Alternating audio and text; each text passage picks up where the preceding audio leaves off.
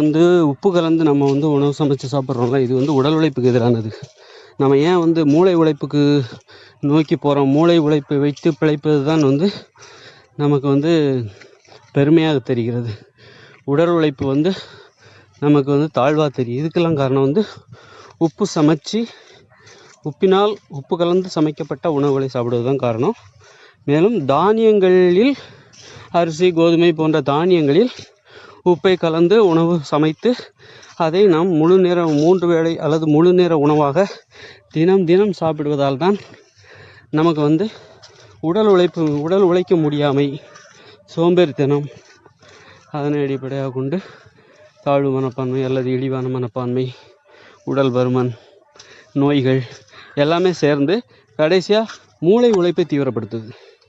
மூளை உழைப்பை வைத்து பிழைக்கணும்னா உடல் உழைப்பு மீது ஒரு தடை போடணும்.